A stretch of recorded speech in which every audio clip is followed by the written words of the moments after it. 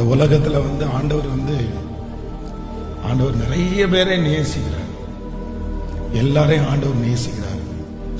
நிறைய வாலிபர்களை ஆண்டவர் நேசிக்கிறார். வேதத்துல ஆண்டவர் நேசிச்சவங்களை பாத்தீங்க அப்படின்னு சொன்னா, விபச்சார ஸ்திரீ நேசிக்கிறதுனாலதான் ஆண்டவர் அவங்கள மன்னிக்கிறார் நிறைய பேரை. ஆனா எல்லாரையும் ஆண்டவர் நேசிச்சாலும் ஒரு சிலரை மட்டும்தான் ஆண்டவர் என்ன பண்ணார்னா நம்பினார். நம்ம நேசிக்கிறோன்றது வேற, நம்ம நம்புறோம் அப்படின்றது வேற.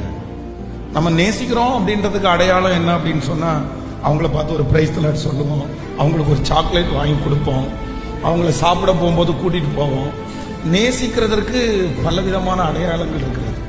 ஆனா நம்ம நம்புறோம் அப்படின்னா நம்ம என்ன பண்ணுவோம் அப்படின்னா, நம்முடைய இருதயத்துல இருக்கிற எல்லா ரகசியங்களையும் ஒண்ணு கூட மறைக்காம நம்ம என்ன பண்ணுவோம் அப்படின்னா அவங்களிடத்துல அப்படியே சொல்லுவோம்.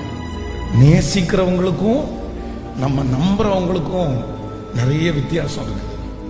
நம்ம நிறைய நேரத்துல நம்முடைய போனை சிலர்லாம் யாருடைய கரத்திலையுமே கொடுக்க மாட்டாங்க.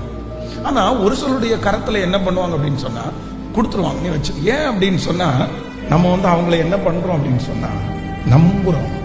நம்ம நம்புறோம். உனக்கு மறைவானது ஒண்ணும் இல்லப்பா, உனக்கு நான் எதுவும் மறைக்கல, நான் உன்னை நம்புறேன், நீ எனக்கு பெஸ்ட் ஃப்ரெண்டு, நீ நல்ல ஃப்ரெண்டு, நீ என்ன விட்டு கொடுக்க மாட்டேன், நீ என்ன காமிச்சு கொடுக்க மாட்டேன், என்னுடைய உணர்வு என்ன அப்படின்றது உனக்கு புரியும். அப்போ இன்று ஆண்டவர் நேசிக்கிற நிறைய வாலிபர்கள் இருக்கிறாங்க. தேவன் நம்புற ஒரு பிள்ளையாய் ஆண்டவர் உங்களை என்னை மாற்ற